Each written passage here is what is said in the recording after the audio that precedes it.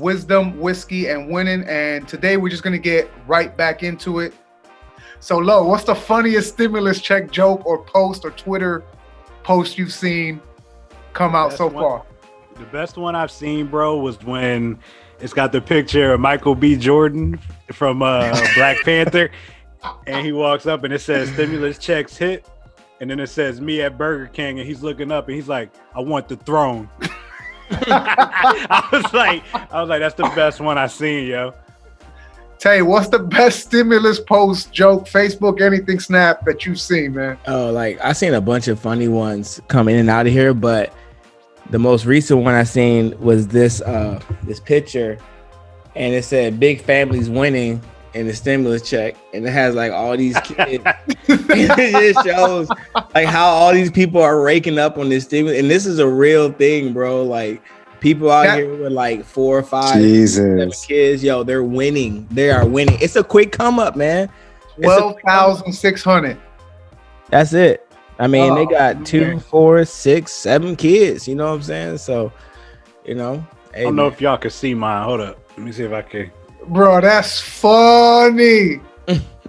Yo, hey, Lo, when you posted that, I really was eating. And I like obviously I spit up, right? But I was like, yo, because the way he was like, yeah, because everybody remembers that part of the movie, right? Yo, that's funny. All right, Z, what's your favorite or your funniest stimulus joke that you've heard or seen? So I've seen 1,000 of them and they're all hilarious, right? But the one I brought to the podcast, and I was scared too, because I seen Lowe's meme earlier, and that one was hilarious. But the one I got, eating ice cream with money in his hand, and there's a comment below it. It's difficult to read. It says, "Check your account, baby girl. I got you." That's funny. I'm not gonna incriminate us, but ZP and me have some crazy nights out. But I'll leave that alone. I don't know what you're talking about. Listen, the first time I'm gonna be overseas is when I fly out.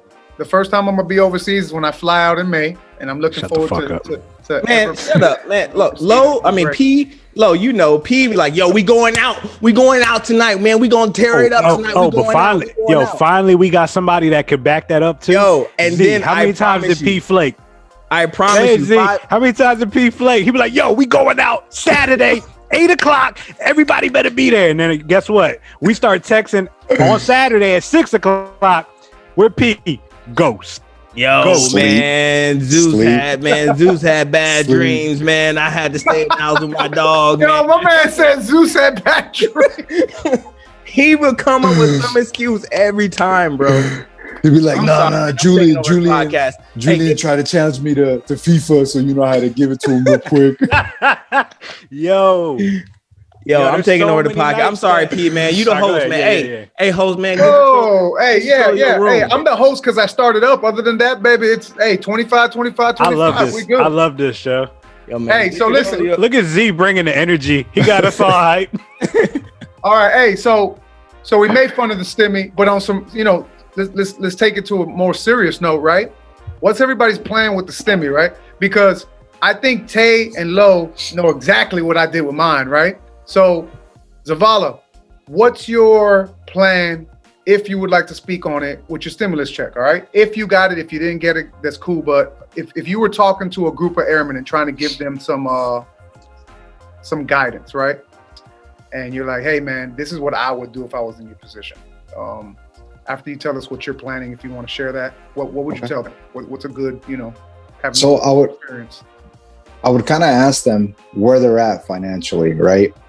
And the reason I ask that is because a lot of them are coming in and they're, 18, 19, 20 years old and don't understand the process of credit. Yeah. And in the United States, you thrive off of credit. So your credit score will literally drive everything, right? Yeah. Most of them don't have credit cards. And if they do, they're probably maxed out because they don't know, what it means to be responsible with them. So I would encourage them, if they had debt, to take their stimmy and apply it to some of their debt. Right. If they didn't and don't have any credit cards, I would kind of guide them through the process and let them know the importance of having credit in the United States and encourage them to open a secure credit card. Yeah. Basically, they take their stimmy and they put it into the card, so it's like a positive account. And then it's still a line of credit, but as they use that card, it takes away from their original deposit. And then it's their responsibility to replenish it. And after about 2 years of having that card, it's a really good foundation to kind of build your credit in the future, which will allow them to buy vehicles, buy homes, open new lines of credit. But ultimately what it does, it teaches them how to be responsible and manage their money effectively. There you go. So what you doing with that? What you doing with that stimulus? So personally, I bought a treadmill when we first moved up here. No, so when I first moved to Montana, we did our homework and they're like, man, it gets cold. You really can't run outside. Yeah. And you guys know how much I love to run. So we went out and bought a new treadmill. Yeah. So we bought a treadmill. I put it on the Star card just because, one, I like buying all my major appliances with the Star card because if anything happens to them during a PCS or during a move of assignments, they'll automatically replace it.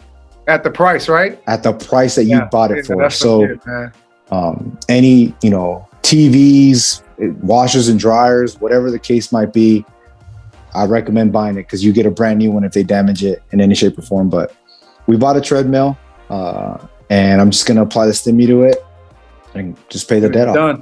And it's done. Nice. All right, Tay, you look like you got a lot to say. Tay, can you hear us? I can hear you. Can you hear me? What's up, Tay? What you got? What you doing with your, I don't want to say stimmy no more because I'm going to start laughing. So what you going to do with your stimulus check? Stimmy. Hey. Here it comes. It's petty. I just see want to let everybody know that Z, he loves to run, but he's slow. And that anytime that he feels like he can outrun me, we can tell him show up at the track. Hey, we can address that. Anywho, hey Tay, real quick, I got a quick question. How long are we into the podcast right now? How long are we in? Just give me a time, bro. Like, because you already failed with not being petty. I wasn't. Now you failed, bro. Look at it. You already failed. Yeah, you couldn't even hold it. Hey, glossy. The eyes is glossy. Now, what's up, man? What you gonna do with yours, Tay? Well, we really don't have. I mean, we just moved in the house, but we don't have too much debt. Luckily, God blessed us with selling the house, and just being able to, profit off of that. So I think I'm just going to invest it, man. I'm really trying to get into this, these stocks. Really trying to get into that. And that's why I told you, like, when I get settled, this is what I'm really use this income tax and stimmy money for, to kind of dabble in that. And I want to get on FanDuel a little bit and bet on sports, but I'm using that for that too. So, but that's hey kids, that's irresponsible. Unless you know what you're doing. Don't do that. Talk to me, man. What you doing, brother? We're gonna invest a little bit. We're gonna save a little bit, and then we're gonna use a little bit for some fun, man. Nice. Because you got to have fun. Date night. You're right. Yeah, we just got back from a date night tonight. You go on date night. That was with our own money, but yeah, man, you gotta enjoy a little bit of it, but make sure you just ain't enjoying all of it, because you gotta prepare yourself going forward, so you don't need to rely on a stimulus check. Hey man, real quick, it's like shout out to all the people who actually really, God blessed us with being in the military, where we have a job, man. There's tons of people out there who really need this money, man. So yeah, shout out to them, man. I hope it does. I hope they do well with it. I hope it, brings some kind of comfort, because a lot of people are hurting right now in our country. So absolutely. So me, man, this one, I invested it all in stocks. Bitcoin. I was in Bitcoin. Did y'all see that? Yo, I'm sorry, yo. Love you, bro. We know you love you, y'all. Like, I took a screenshot. P would literally send 19 voice messages, 16 pictures, and 32 text messages. All info, though, right? Hey, look, all information. It's like a fire hose full of information. Like I be trying to read it, and then he'd be talking. I'd be like, I gotta catch up. Shit. I'm like, I don't know if he already changed something. Yo, hey, Z. Yeah. So I've been big into this for a minute, right? So I just give out information. Hey, if you didn't know this happened. If you didn't know this happened. You know, that's all I do. That's all I've been doing. That's a lie. I feel like when he texts us, it's like being on Wall Street. It's like condescending. It's literally like being on Wall Street. I feel like we're on like Wolf of Wall Street, and I need to catch up. He be like, and I ain't got enough time to catch up. But I think you guys, everybody, I think Lo hit it. I think Lo just mentioned it. Everybody that needed that little boost or that little money, I hope they're using it to really help them, because there is a lot of people out there that like they don't got it like that, you know what I mean? And this was a lifeline or a little breath of fresh air or a little break for them to, you know, get to where they got to go, feed some kids, maybe keep the lights on, you know what I'm saying, y'all? So, you know, I'm glad that happened to an extent.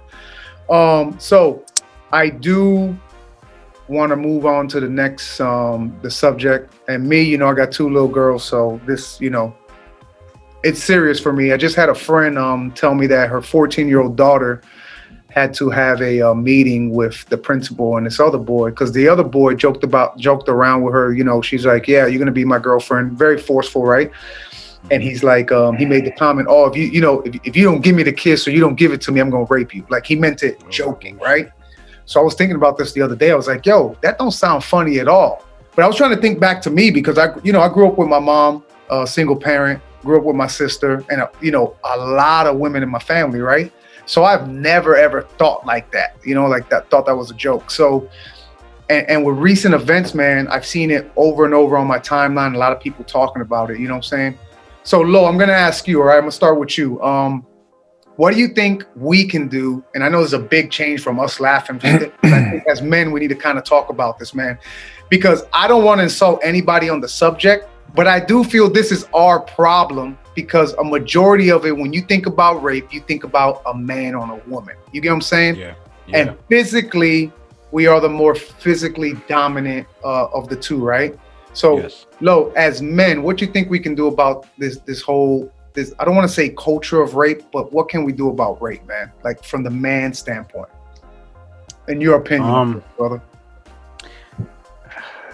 It's hard for me to say what we can do, because that's such a broad question, but just little things like when I'm out in public, or when the wife and I are out in public, or if I'm by myself and I see a woman by herself with her kids, I just try to, like, maybe if I'm getting in my car, I'll just try to, like, keep an eye.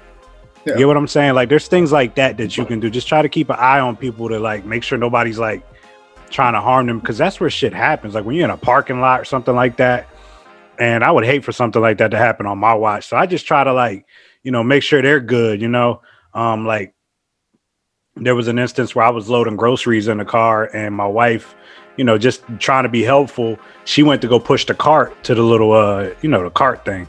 Yeah. So as soon as she went to do that, I walked down there with her. I walked all the way down with my wife to the cart thing.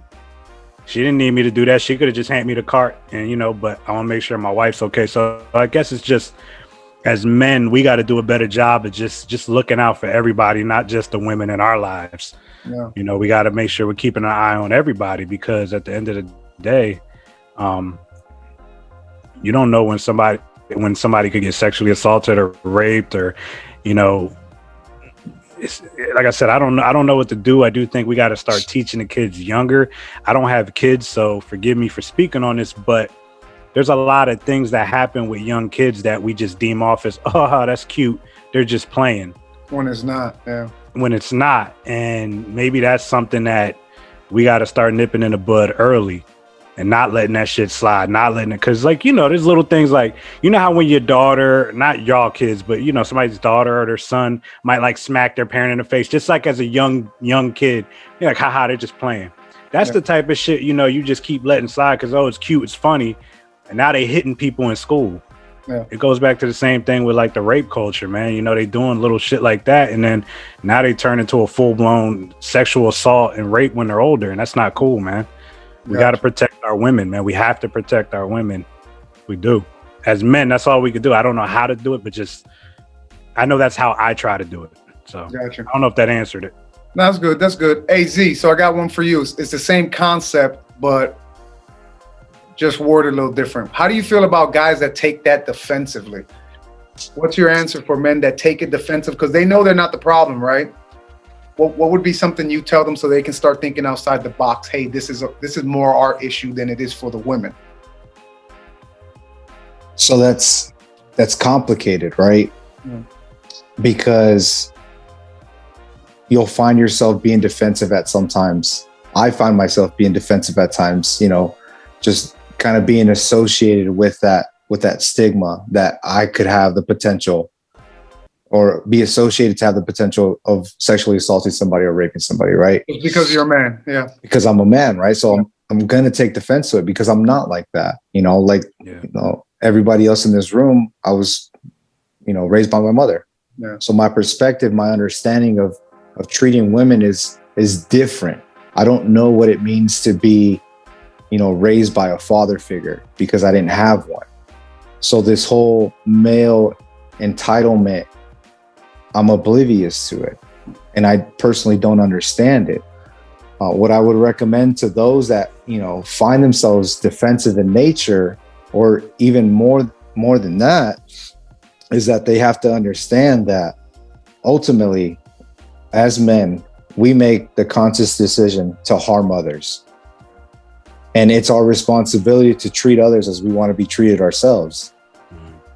So if men are going on around, raping women, it can be twofold. What if you get raped by a man yourself? How would you feel in that situation? Would you feel vulnerable? Would you feel weak? Would you feel discriminated, or whatever the case might be? And ultimately, everyone's entitled to, a certain level of safety. Yeah. And I would encourage our counterparts to kind of not sympathize, but empathize and put themselves in the situation that they could be a victim of if found in the given situation. Gotcha. All right, Tay, you ready?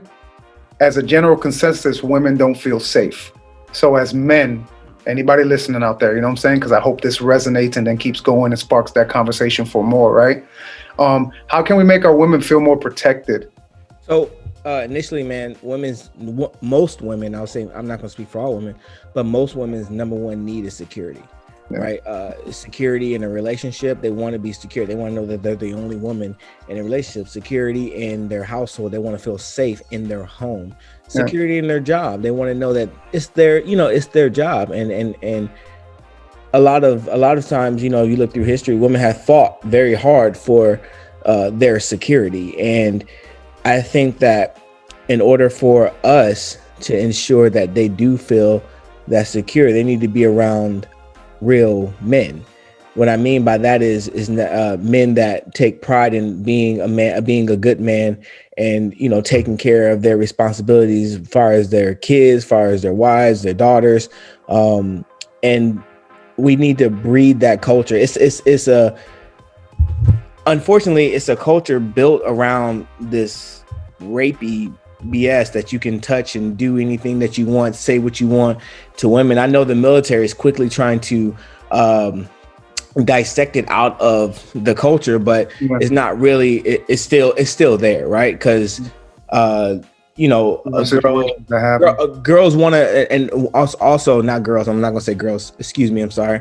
Women want to fit in. You know what I mean? So if you're an airman and you're in the dorms, you want to go to the party. You want to go to the kickback. You want to go to that. But once you take a sip of alcohol, then all of a sudden you're vulnerable at that point. And that's when we need to have. That's when parents, and I believe parents and mentors, brothers, anybody who has some kind of sense and responsibility to say, hey, when this happens, this is what you do, because it's not being taught. You know what I mean? And to be quite honest with you, most men, number one need is sex. So when you see a vulnerable woman you think you can take advantage of, that's unsat, man. So I just think that we need to understand. I think there's a lot of teaching that needs to go down. I think it needs to start from a young age. I think that we need to raise our boys to understand how sensitive the subject is and how to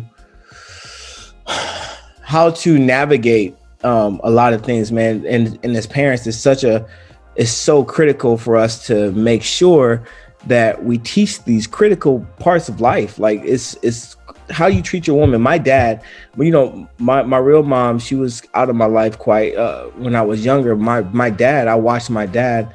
Gotcha. You know, my boys watch me how I treat my wife.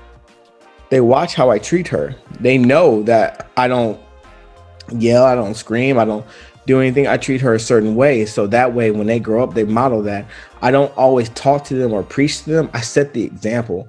And I think if more of us set the example, the more leaders set the example, then I think it'll have a trickle effect down the line. That's just my personal opinion. Yeah.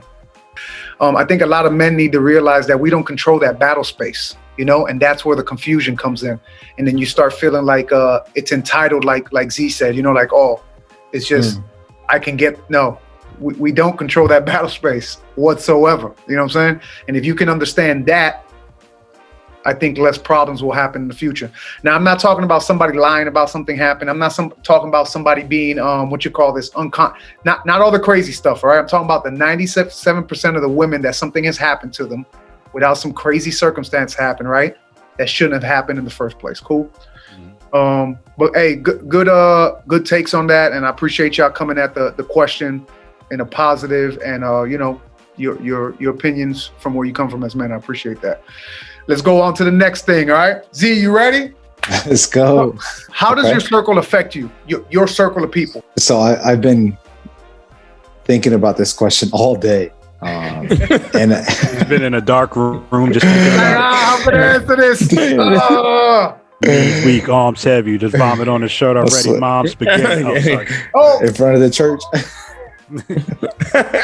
He's nervous, but on the surface he looks calm and So it's difficult for me to answer this question because, you know, I start with, how do I define a circle?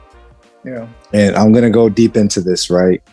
How do I define a circle for myself? You know, because the easy answer would be your friends are a reflection of who you are. Yeah.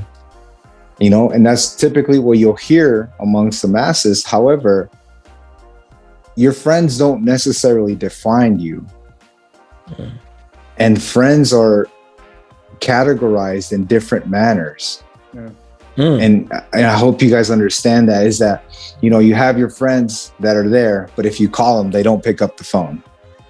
You have your friends who are there to kind of sympathize with you, but don't give you the feedback that you need. And then you have your friends who are down with you, you know, regardless of the cause.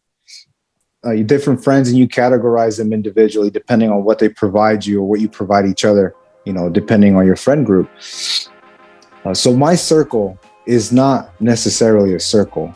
It's more or less in the shape of an atom where it has different stems and we all facilitate each other in different manners. So I have one friend that, you know, I play Call of Duty with, right? And it's just a good time because we both suck at the game. We know we're not winning, but we play anyways. And there's just different avenues of, you know, how we facilitate each other.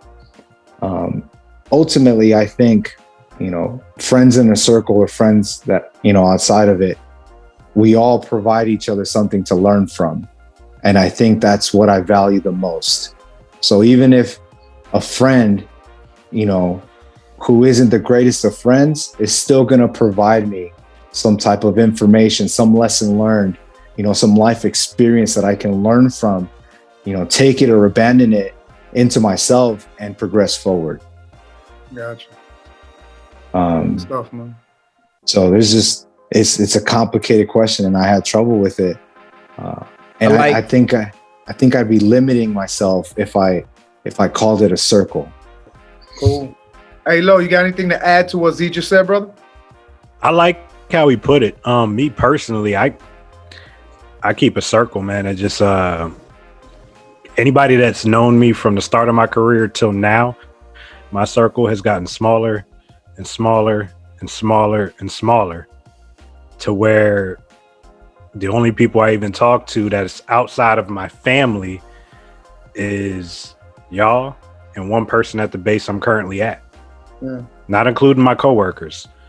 Also, Outside of my coworkers, I talked to one other person, and that's a person I knew since 2011, but they happen to be stationed here, so they're in my circle. Because I think Tay knows this better than anybody. I don't trust people. Yep. And like once that trust is gone, like it's real hard for me to get it back. Like, so that's why I don't really, I don't know. yo, I like how Lo Z put it. What happened? said Lo didn't even trust me. Yeah, it took us a minute. It took us a When we first minute. met. Like we will be in bomb holder and we'll be roommates in the dorm, and Lo be, I'd be like, Lo, where you going? Out. Like, oh, okay. That's all I get. Discrimination. Yeah, like, too. Out. hey, can I go? No. Okay. That's crazy. Nah, but you know what's crazy though is me and Tay when we first met. Yeah, like we didn't vibe right away, but then once we did vibe, it was like we never like stopped vibing after we vibed. Like that was what was so dope about it. Like we at first it was rocky, but then once we became cool, bro, it was like you was in the circle, I was in your circle, and then we just got closer. And then when I left, it was like, damn, this kind of sucks, man. I mean, you got to think, man. Nobody wanted to mess with me. I was in waist deep of. You were the bad luck charm. Yo, I was in waist deep of poo poo, bro. I was in trouble. Like nobody wanted to mess with me. Like I have to understand that and accept that. So, but yeah, man. Lo mentioned trust, and that's something extremely difficult to overcome. Yeah. Right? Because we've all had incidents in the past where we confided in somebody and it was broken. How do you recover from that? And, one of the things I enjoy the most is socializing with people I don't know. And the reason I say that is because here it provides a perfect avenue for you to be honest and not worry about what comes after, because you're never going to see that person again. You don't have to worry about the judgment, the reprisal, the after actions. And you can honestly, present somebody a problem that you're facing and get honest feedback. Yeah. But you can't do that with people that you confided in and broke your trust, because subconsciously you're going to be hesitant to give them all the information because of what they've proven in the past. Yep. So it's difficult, maintaining circles, as Lo mentioned it, they get smaller over time. Yeah. But I would challenge Lo to, kind of open up that circle, not necessarily to people around him, but just to random people, and see what he can learn from them without, the consequences that would follow if he confided in somebody who busted his trust. So, Tay, Yep. you heard what I asked Z, you heard what I asked Lo, right? What kind of people do you have around you? I'm heavy on the PT guys, all right? But that's because personally I need that to keep me accountable, all right? I got a few that, yeah. I'm slower than Z now. Probably way slower. But it's slower than Taylor too. Yeah, apparently I'm slower than Taylor. That's cool. So I'm slower than Taylor, and then I'm slower than Z. All right. And I'm stronger than everybody. So I don't think you're stronger than Lo. Anyway, I'm stronger than everybody. Hey. So I don't know how much strength you need to drive a car, but it's not much. Too bad he couldn't move that building out of the way before he hit it. But anyway.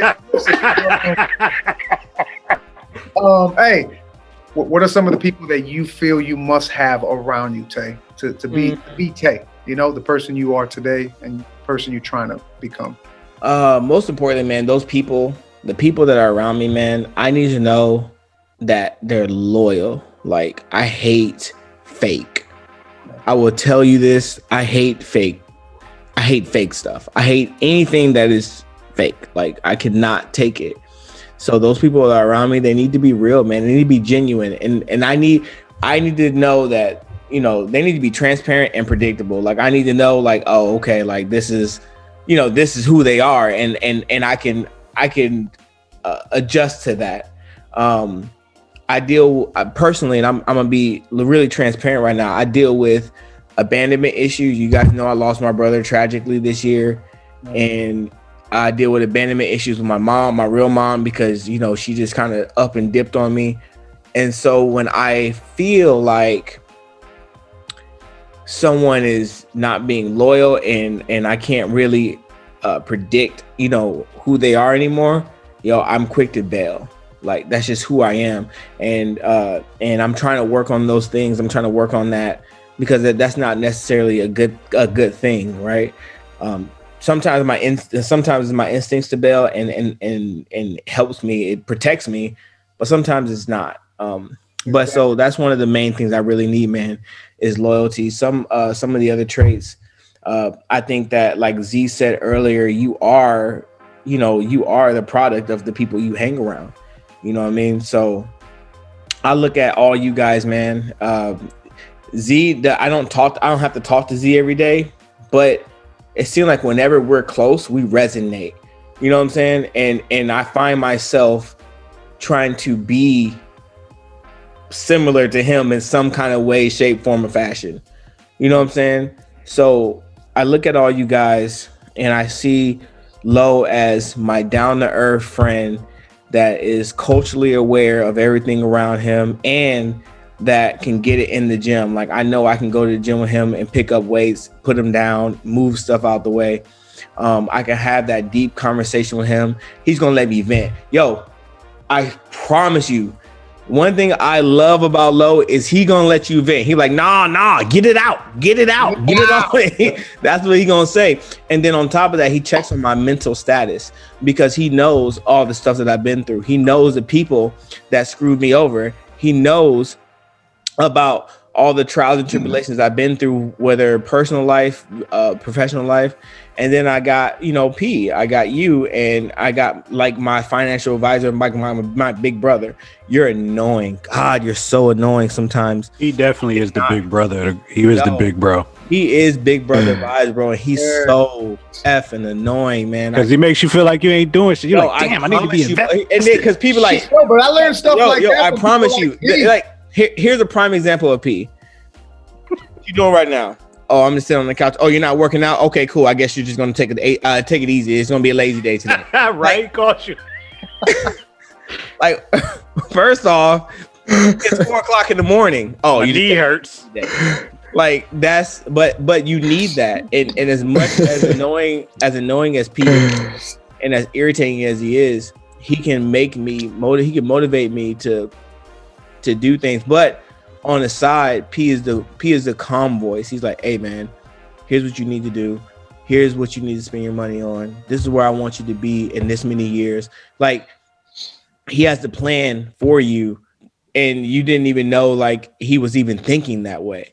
You know what I mean? He has a lot of forethought. And so that's what I try to also be a part of. And like I said, man, Z, you're like, to me, bro, I promise you, like, I'm not even trying to like hype you up like that, but to me, when I got to the 435th, it was like, how like you be standing in the car and you look at somebody and they got the hair, they got like all the fucking patches, and like it's like shimmering around them, and you're just like, God damn, like, like why? Man. He got like, I promise you, Z has the whitest teeth out of anybody I ever met in my life. And so like, and then like you're like, God damn, man, like how come I can't be like you? Like, Z has always been like the perfect model of what you want to be in the career, in our career field.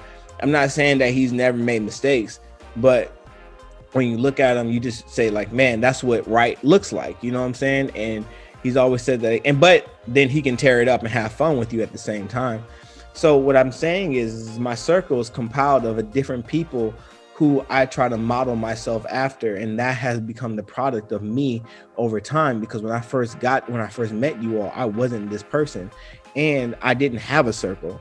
I was a lone wolf. I was a lone wolf for a reason. You know what I'm saying? Like I said, I had abandonment issues, and so I was just really, when I start trusting you guys, is when I start coming out of my shell a lot. And so this is why the circle means so much to me, and this is why trust means so much to me, and this is why it hurts so bad when it doesn't work out the way you thought it was with people you thought was in your circle, and then you have to make a conscientious decision to separate yourself from them over time because of numerous infractions that occurred. Yeah. So, yeah, man, I you guys keep me strong, and I know if I was ever slip, I can call any of you at any given time. So that's what I know that was a kind of long, drawn out answer, but that's kind of what I need when it comes to a circle.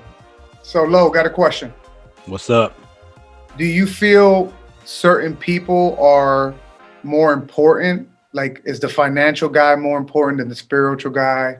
Is the physical guy more important than the educational guy? Or do you think, because what rounds me out is going to be different from you, right? Rounding out. But what are your core ones that you think everybody should have? Or do you think like you shouldn't have a spiritual person and you should have like a financial guy and an education guy? Do you think it's different for everybody? Or you think like, yo, you got to block some people because they can't be a part of that? Or you should have a real round of all those type of people that you can maybe reach out to? I don't think you have to have specific titles with each person, but I think everybody that's in your circle should be a mentor to you in some shape, form, or fashion. Like nice. Tay's a mentor to me in a lot of ways, more than ways than he knows. P, you're a mentor to me in more ways than you know. But y'all are my brothers. Like, I don't look at y'all as friends. I don't look at y'all as my boys. I look at y'all as like my brothers for real. Cause that term gets thrown around loosely in the military. You know, that's my bro. That's my bro. That's my brother. That's my brother. Where I don't like, y'all got the invite to the family barbecue no matter what. You feel what I'm saying? Yep. And y'all got and y'all know me. I'm very spiritual.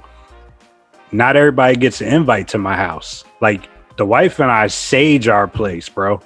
Yeah. We sage our house. So, but y'all always got the invite. You feel what I'm saying? Like, that's family. Family's got the invite. But those people got to be a mentor to you in some sort of fashion. It doesn't necessarily have to hit the financial or the fitness, but you just have to give me something that I can use that's valuable to me. Mm-hmm. And, you know, whether it's like if I talk to you and you might not give me information, but just talking to you lifts my spirit, to me, that's good enough. You know what I mean? Like, if I talk to you and I feel down after I talk to you or my energy's drained, I don't need you around me. You can't be dead weight, bro. Yeah, you know what I mean? Like, I can't have people around me that just bring me down. Yeah. And especially at this age, man, I'm focused so much on just positivity, and I only want positive people around me. So that's it. Just as long as everybody's positive and they can mentor me in some type of way. They don't have to necessarily be older than me, because I learn shit from people that are younger than me. Yeah. Y'all know me. I say it all the time. I know a lot of shit about shit, but especially fitness shit, but I'm always willing to learn. I don't care who's bringing the info. As long as it's valuable and it's not bullshit, I'm willing to listen. Gotcha. So what's crazy is when you said, you know, they don't have to be older. I got years on Z, but Z's constantly teaching me something, right? Matter of fact, I'm the oldest in this square, and I've reached out to Taylor about my next education moves, right? Z knows I'm constantly asking him, yo, this class, what you think? You know what I'm saying? And then Lo, you know, me and you just be shooting the shit all the time through the phone. So you know what it is. So I like that. All right, so let's move away from mentors and all that. All right, that was some good stuff. Hey Z, why is PT pushed so heavily? I saw it for all the Spartan races, but not nutrition? All right. I don't think he heard you, P. I'm sorry. That was no, I heard him. It's just, so, like I mentioned, I'm all updated on all the podcasts, right? Awesome. Yeah. And I'll get to your P's question here in a second. But I love when Tay throws these little snippets in, and I just I wait for them to happen. And then, you know, so traditionally you guys kind of push these out on Friday, Saturday. So by Monday morning, I'm listening as I'm getting ready for work, and I'll go and I'll talk to Richie about it. And I'm like, Tay, and he's like, man, they doing that shit. But it's awesome. Like, it fuels the conversation. It's just, I love it. Can't help it. But yes, he does show up to all the Spartan races, except his next one. But all right. So to answer your question, yes, the military does push physical training, you know, as their number one priority. And personally, I feel like we do a horrible job at nutrition. Hands down. We kind of give a 30-minute brief, I'm eating the X amount of carbs, X amount of protein, fiber, and that's about it. We're just checking a box, right? Per regulation, it states that physical training is a responsibility of the individual. However, when you have people coming in from a background that don't exercise, you're already setting them up for failure. Physical training is important for the military because it's a readiness issue. At any given moment, members must or should, depending on what verb you want to use, should be ready to deploy at a moment's notice. And into consideration goes the member's physical ability, the member's mental health, spiritual, like it covers everything, right?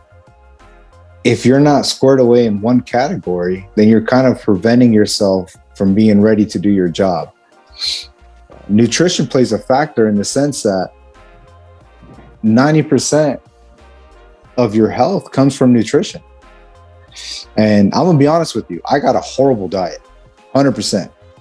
I eat what I want. I drink beers.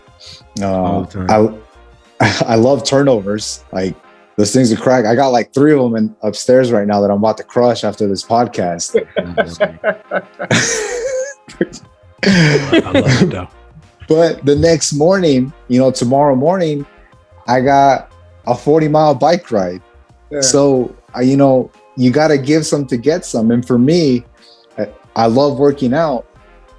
But what drives me to work out is so I can eat more of what I want. I'm sorry.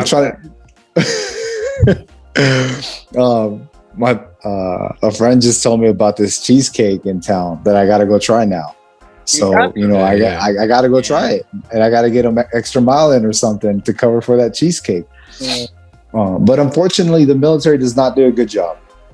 We don't provide the necessary information, the tools to encourage people to live a healthy lifestyle that incorporates all the core values of nutrition, a balanced diet, hydration, minerals and vitamins. And ultimately, we're kind of just setting them up for failure. And push come to shove, when they can't get out there to perform, we ask why. It's everything else's fault, right? Everything else's fault. Yeah, go ahead. Because it's been bothering me since I saw it this morning. I don't know if any of y'all watched my story on Instagram, but I had shared something, and it was this guy on Instagram talking about what you should do before. Did you see it, P?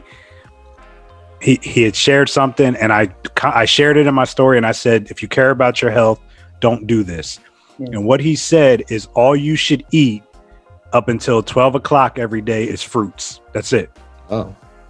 And so I shared it, and I said, if you care about your health, don't do that.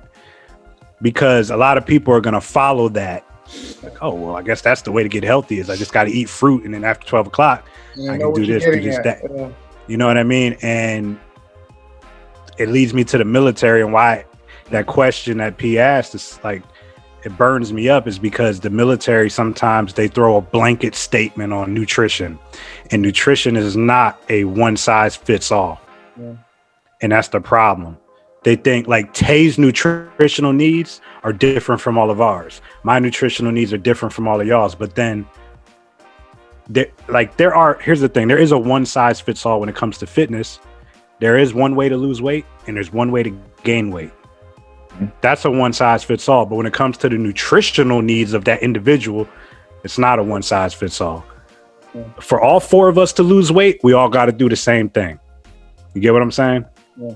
We want to gain muscle, we all got to do the same thing. But if we want to switch our body composition, maybe more muscle, lose some fat, things like that, it's not a one size fits all. Then your carbs, fats, proteins got to be different, because we can't all eat the same fats, carbs, and proteins to get the same result, correct?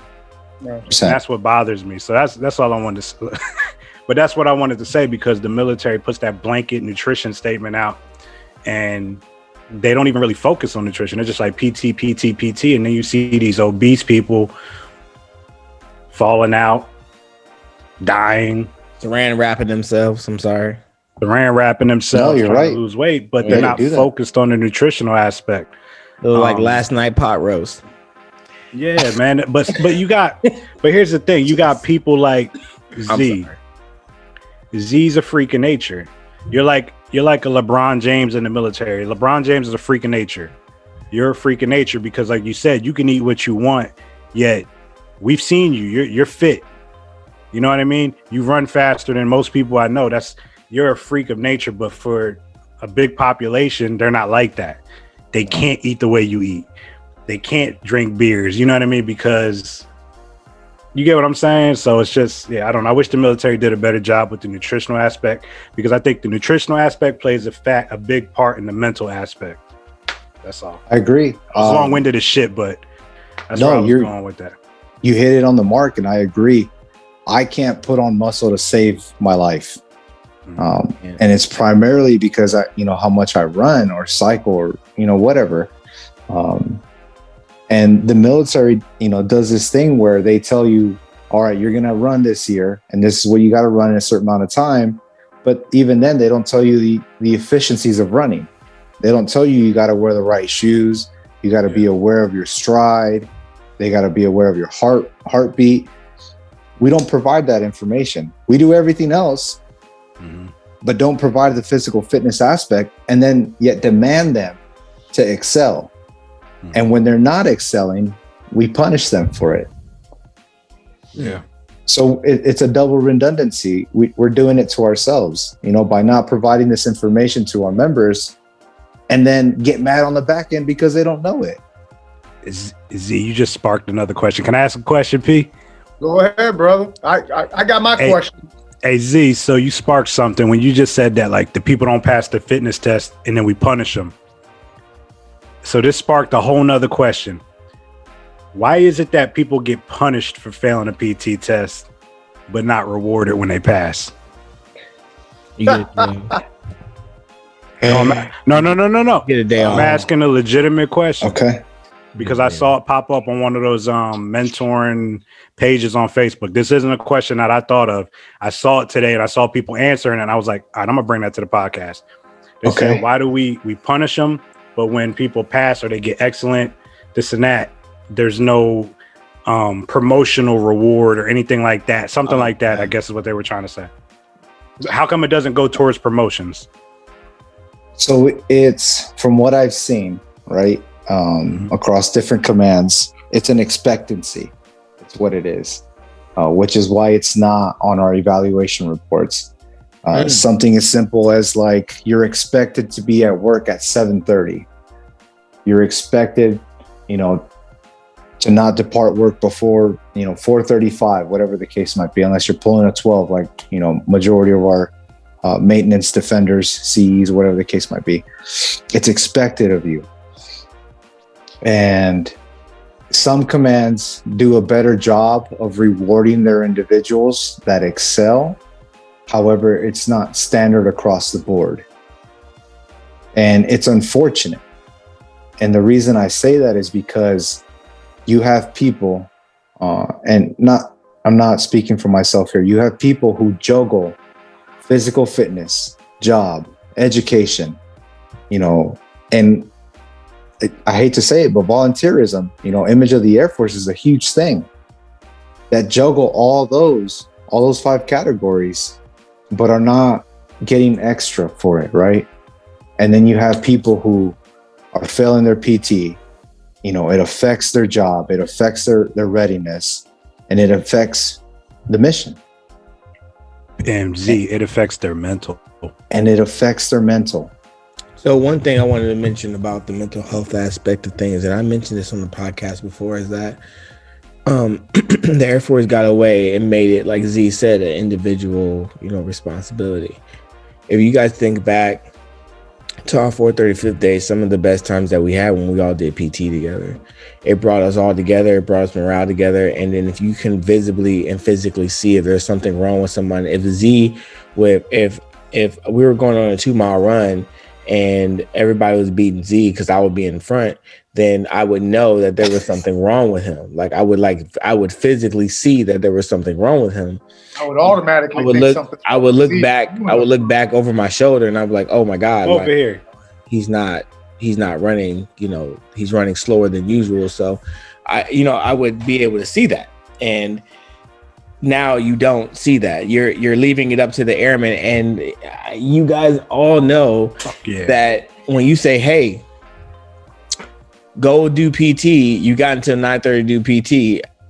What percentage of airmen do you actually think get up and go to the gym and do PT? Not a lot, man. And so the mental aspect of it also is that we're not able to hold our people accountable anymore because we're making an individual responsibility, and you're taking that burden, I guess. It's not even a burden for me, but you're taking that responsibility off the supervisor to be a supervisor. They want people to be managers and not leaders. Like, hey, get out there and lead your people for PT. You know what I mean? Check on your people, look at your people, make sure they're ready to pass the test. Because ultimately, if you don't pass, I'm going to be sitting in the office with you trying to explain why you didn't pass your PT test. You know what I'm saying? I don't know. I just think that the Air Force really needs to take a hard look at this situation. I think they need to take a hard look at, like you guys said, the nutrition. And I know what it is. It's a money thing. It's easy to tell someone to go look on YouTube and go work out or go get a $25 LA Fitness membership. But when you can't talk about nutrition, the foods you got to eat, the programs you got to learn, what you have to learn, that's education, and that's cost money. That's going to cost the Air Force a crap ton of money to try to educate someone, and it's money that they probably don't have. So, working out is the easy part. The education and the hard part is in the kitchen. And that's the part that's going to cost the Air Force a lot of money. And there are programs and there are things out there, but they're not readily accessible to a lot of people. You ask the average airman that y'all are in charge of, what macro should you be eating to have the physique you want? Craft. I guarantee you not one of them can answer you. They'll say craft. I'm gonna text my boy Low for the answer. You know what they're gonna tell you? I just know I got to eat a lot of protein.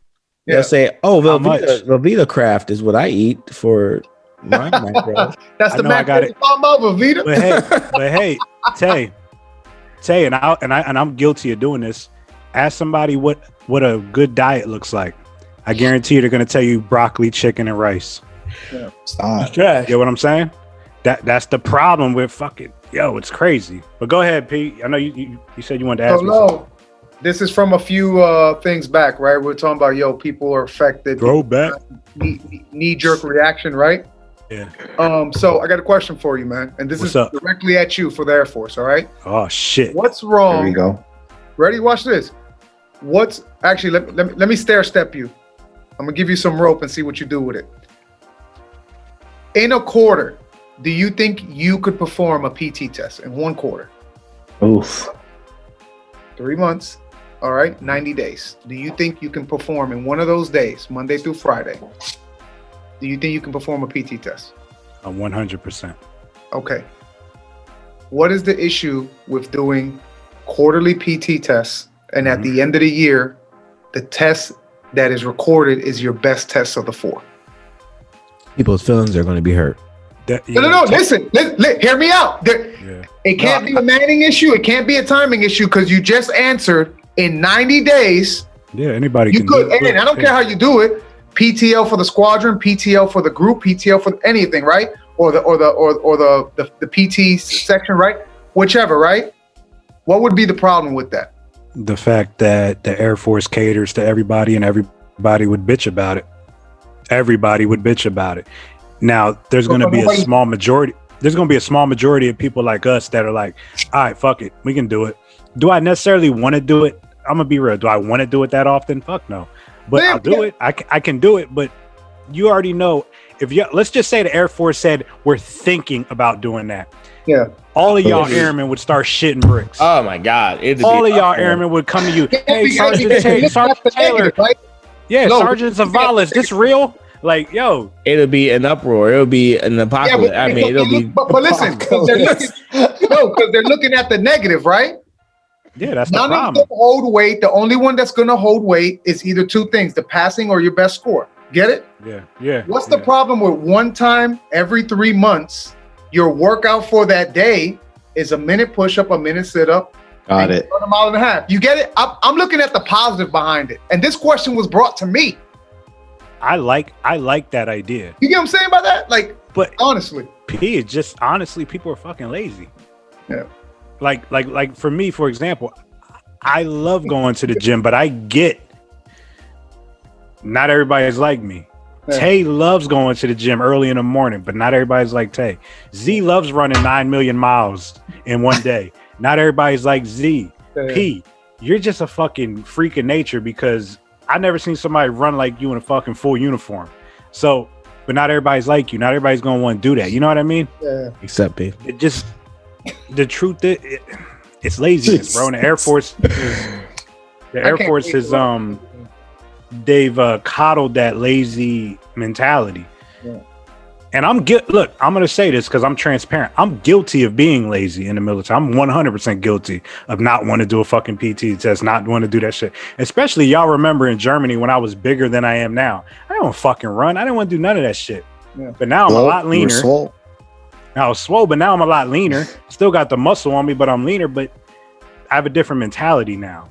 But I see that toxic mentality that I had. I see it on these young airmen now. They don't want to do shit. They don't want to do any of these. They don't even like doing a PT test every 6 months to a year. So what makes you think they would want to do that shit every 3 months, every quarter? Do you think You know what I mean? Do you think it's more that they don't want to do it, or it's a test and they have the anxiety and they think that, like, you know, it's just the same for I firing? think it's both. I think it's the same for firing. You know, like we all like you want to go to the range? Yeah, I'm going to go to the range. Oh man, I missed them days. I want to shoot. But then you get some of these people who ain't shot in 4, 5, 10, 12 years. They're sitting there like sweating bullets and nervous because if they don't pass this class, they're not going to, you know, they're not going to deploy. Yeah. And it's that anxiety because, you know what I'm saying? I wonder if that's what it is too. But I don't know, man. I just have a different perspective on it. I would love to do what Pete said. I mean, I did an airborne PT test every Friday for almost 2 damn years. So, Facts. So I don't. Yo, Z just said facts. Yeah, I mean, he said peace. No, Z said facts. Kellerman. Hey, it's a true statement. I did a Army PT test every Friday for almost 2 damn years. Can't say I passed every one of them, but I was out there every single time. Hey, but you progressed, and that's what mattered. That's what was important, is that every day you got better. Every time you showed up, you got better. I'm about to throw a curveball in this conversation. Okay. Well, throw it, dog, because I brought my glove. Oh. Go ahead. We've been in COVID for over a year, and we have not done any PT tests. Yet we've still deployed members downrange. At this point, I'm pro removing the PT test. Oh, she about to get P fired up. All. You about to get P just fired get rid up. of it. However, to caveat that, look like he's if we're sweating. getting rid of He's sweating. Look. If we're getting rid of it, then we need to provide some type of reward system for members who choose to excel. And so if we're going to give to what the masses want, which is a removal of the PT test, let's do it. But when you're not performing, then you're going to face the consequences of it, because this last year proved that we don't need PT tests to deploy members downrange. Hey, I agree. And for me, ultimately, as long as you can continue to deploy, I'm good with it. So let's get rid of it. Hey, I agree, man. Hey, they do their speed little walks. You know what I'm saying? Lift their little Pilates. You know what I mean? They're good to Let's go. do it. Put them on the bird to get them out of here. Hey, so Z.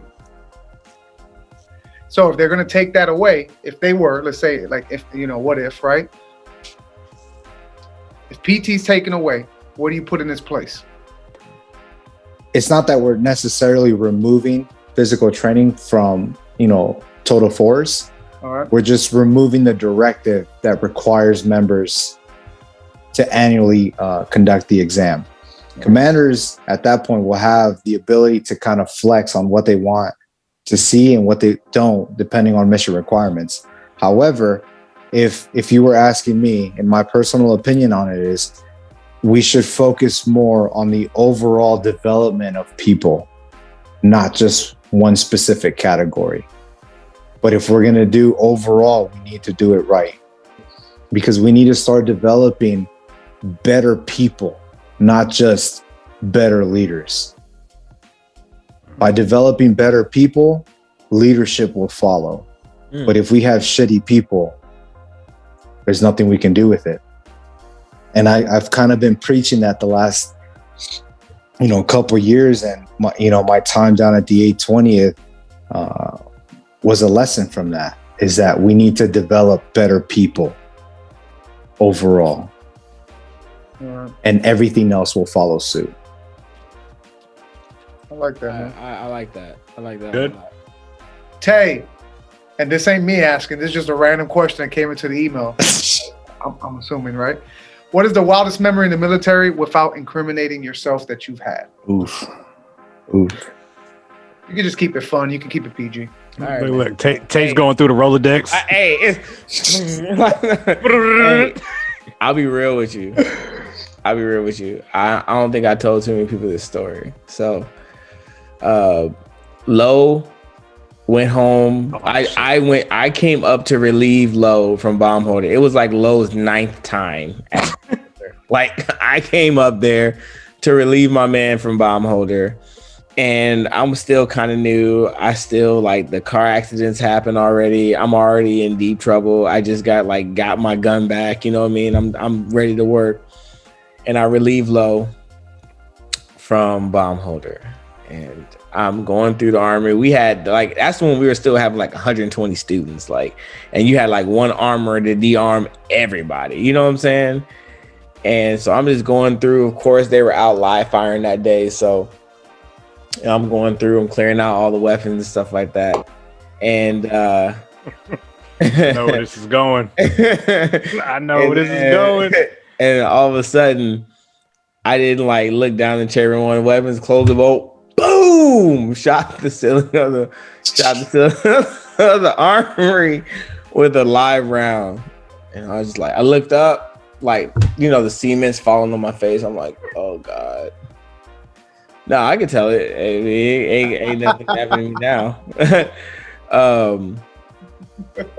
And what I did was I had the gun in my hand. I put it in my lap. I don't know if you remember. It was that studio. I remember Tay told me this story. I just sat down and I was just waiting for the siren to happen. I was just waiting for him to come. I was just yeah, this is it. This is the one. This is the one that's going to take me out. I think I sat there for maybe 20, 30 minutes. Just they about to get me. I hate Low. I was going through it. I can't take this no more. I can't take this no more. I was going through it. So that was probably the craziest, maybe. But nothing ended up happening. So to close out the story, nothing nobody came, nothing ended up happening. So I just sat there for 20 minutes looking stupid for no reason. That was it. Oh my God. All right, Lo, what you got for me, man? Give me something. Don't. All right, so we was this is back when I was in Utah, and we were doing a trip. We were doing heavy weapons fire, right? So we had to convoy out to it was an hour away. So we had to convoy out to where we wanted to go fire. So we had the 3 or 4 Cadam trucks leading the way. And then we had a bus with all the students on it behind us. Me and my homeboy were in the lead truck. It was just a flatbed truck, open bed. And we had 20,000 rounds of ammunition, heavy ammunition in there, right? So we're driving and we're in Utah. It's a 2-lane highway, bro. And we're going, there's another highway going that way, and we're on the highway going this way, and there's 2 lanes. So we're driving, there's a car next to us, right? So we're just driving, he's driving, I'm in the passenger seat. All I hear is boom, and then the truck drops on the right side, right? Next thing you know, we're fucking moving like this, the truck starts going like this, right? When I tell you I died, no, listen, I'm telling you I died, my heart stopped because I didn't know what happened. I heard a boom, I knew we had ammunition in the truck. And the truck's moving. we was on fire in my mind. You know what I mean? Like, I was already dead. Oh. But I realized what happened was, so one of the straps, I guess, wasn't fully tight. So the metal piece was dangling from the truck. I don't even know how it happened. And it was dangling enough that it just kept slipping down as we were driving, caught the tire, and it fucking wrapped in the tire, blew the fucking tire. Jesus. So shredded the fucking tire. The truck drops, and we're like skidding. We had to stop we stopped traffic. Hey, we stopped traffic, bro. Oh, we had to fucking change the tire. Have you ever changed a stake bed tire? Oh no. No. Yeah, we was out there for like 30 minutes. The whole Cadam shop's over there. Like, we're on YouTube. Everybody's trying to pull out the manual and shit, yo. So that was probably one of my craziest moments because it was scary. Because when that shit happened, my first reaction was like, we're gonna flip, and all this ammo is gonna be all over the fucking highway, and they're gonna make me pick it up. Worse than the ammo cans in the middle of the Autobahn. You know what? Can I tell that story? Dang, Can I tell that story too? Out there. Just throw it. All right, let me one more story. I don't think. Go ahead, go ahead. No, this happened. This wasn't a secret. Everybody knew this happened. So me and Tay were driving. Well, Tay was driving again. Again, I'm the fucking passenger. Why'd you let him drive? We went to go DRMO all these ammo cans, and we're on the Autobahn, right? And the way we stacked these ammo cans so ghetto that they weren't secure. Let's just get that out the way. They weren't looked fully like the secure. Leaning Tower of Pisa. All of them did. So we started driving down the Autobahn going full speed. Y'all know how fast we're in the LMTV. Next thing you know, we're here. All the ammo cans are falling on the Autobahn, bro. Like mad ammo cans. Your cars are fucking swerving. Oh my god. I don't think this is a story to be telling. Oh my god. I gotta we had to pull the LMTV off the Autobahn. And then we're running out there trying not to die. Like, this is real shit. We're running out there. Cars are swerving past us, beeping horns, giving us the finger. Well, fucking Polizei pulled up. Polizei was like, whoop, whoop. And I was like, I just looked at Tay. I was like, this is it. Like, we done. We all done. Everybody's done. The whole shop's done. They're going to have to replace the whole fucking shop with IMAs. But, and the dude told us, too. He was like, yo, y'all know y'all could go to jail for this, right? It's like if one car would have crashed, we would have been fucked. Yeah, we were out there playing real life Frogger. Yeah, that was crazy shit. Real life Frogger. Like, it was no joke. Like, let's hop one lane, grab the can, and try to hop back. That's what it was. Yeah. All right, I got stories for days, but go ahead. Yeah, give us something. Give us something funny too, man. So, first off, Lo, why'd you let Taylor drive? Like, that was your first mistake. That was your first mistake. Taylor's waiting to make Chief just so he don't got to drive no more. Hey, and get any more wrecks. What's up with the attack on me? I ain't. So he didn't die. Everybody else on the Autobahn almost did. So I think my wildest story, and at this point, incrimination is out the picture, right? But I will keep my two counterparts, anonymous, and we're just gonna refer to them as Happy Feet and Ultra. So, and I think this was before Tay and Lo got to Germany with us, but I'm brand new to the unit. I just arrived. It was July, and I'm still trying to figure out, what it means to be part of this organization, what it means to be an adult. And a couple of days later, we find out, all of us, my two other counterparts and I made staff sergeant, which was incredible, because at the time it was like this biggest hill to overcome. And what we thought was going to be an internal party turned into an external party with everybody and their mom showing up at the bar and at the club. So we go, and it's a school night, and we're trying to be responsible, show our leadership that we're good, educated, smart individuals at the club. And then it kind of just goes south. They start buying you shots, you start buying them shots, everybody's buying everybody shots. And no shit, we got done that night at like 5:30, knowing we had to go to PT at 6:30. And oh no. So no. We got our DDs. We get on base, right? And at this point, the whole unit is just not functioning at all. So the boss calls it. He's like, "No, we're not doing PT today." My counterpart, Happy Feet, is telling the world that he's having stomach issues and then he needs to go to main base to get checked out by Flight Med. I'm over here calling bullshit because I know we were at last night. My ultra buddy's over there barely surviving in the office, and about an hour goes by and it's quiet, like too quiet for what would be a Friday. And I walk outside and I'm taking the trash out, doing what, responsible senior airman duties at the time. And I catch my buddy Happy Feet asleep in his car. Oh no. After he done told the world that he was going to the medical, to med group to get checked out. And so I knock on his window and I'm like, "What are you doing?" And he goes, "I'm at the med group." I was like, "No, you're not, bro." I was like, "You haven't even left the parking lot." Yeah. That's funny, yo. So we make our way back, and at that point, my supervisor at the time, Chris, we'll just call him Chris. I told him I'm not functioning, not at all, and I can't make it. And I literally went to sleep underneath my desk until about like 1 p.m. Oh my God.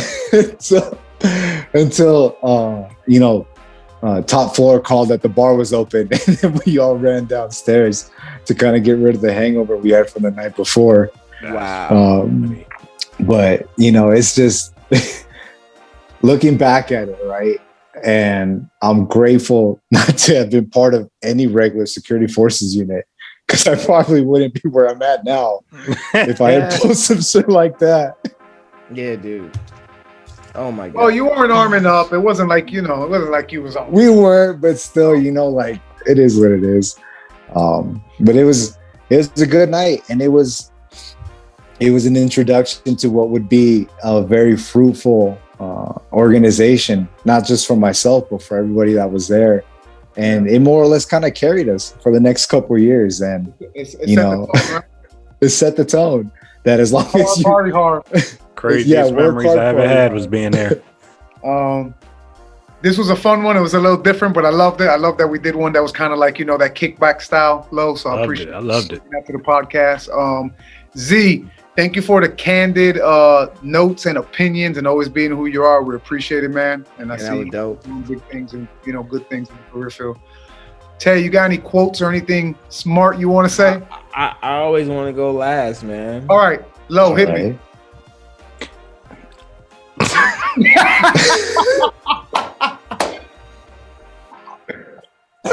I was trying to think of something on the fly, but I ain't got shit, man. All I'm gonna say is, yeah, it was good to see you, Z. Hopefully we reconnect in person, because I haven't seen you in forever. I know we don't talk a lot, but it was definitely good to see you. Definitely one of the good people I met when I was at the 435th, man, and it was dope to have you on the podcast, bro. Good stuff. Z, you got any quotes or something you want to say? I do, and it's only because I used it earlier during one of our. It wasn't even a mentorship; we were just shooting the shit. You either live long enough to become a hero, or die to see yourself become the villain. Hey. All right, Harvey Dent. All right, Harvey Dent. All right, Tay, hit him. Hey, so I don't really have much to say, but when we go through life, man, we have to make sure that we're grounded and rooted in life, so that way when trials and tribulations come, we don't get blown over. So just whatever you do, wherever you go, because I know Lowe's transitioning out of the military, man, just make sure you're rooted deep into whatever you're doing. Don't be finicky, don't be lukewarm, man. Just make sure you're all the way into what you're doing, so that way those roots can get deep in there, so that when the world comes, trials and tribulations come, obstacles come, the storm comes, you're not uprooted and have to start all over again. So that's all I got to say. Nice. And the last thing I'm going to bring up is Tay, that artwork that you got on your wall, does it have a name? It doesn't have a name, but I know you guys can see the significance. I'm a lion amongst sheep.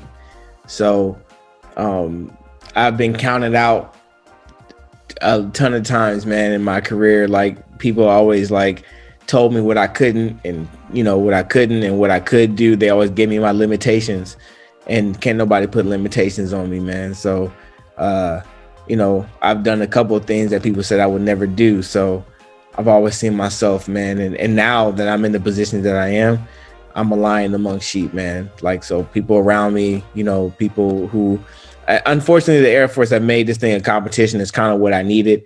So, I'm always there to help everybody else, help everybody out, no matter who you are. But just know that I am I'm the lion. And you guys are not you guys, but people are the sheep. Rawr. All right, y'all. So that's been Wisdom, Whiskey, and Winning. It's been fun, fellas. I'm going to have my drink when I get home, but I got to do a little depth PT tomorrow. Y'all know the email. If not, go through the old podcast and you'll figure it out. It's been fun. Z, thank you for coming and being Thank you for having me. Lo, as always, thank you for the insight. Tay, thank you for the not so difficult technical difficulties. And I try my best.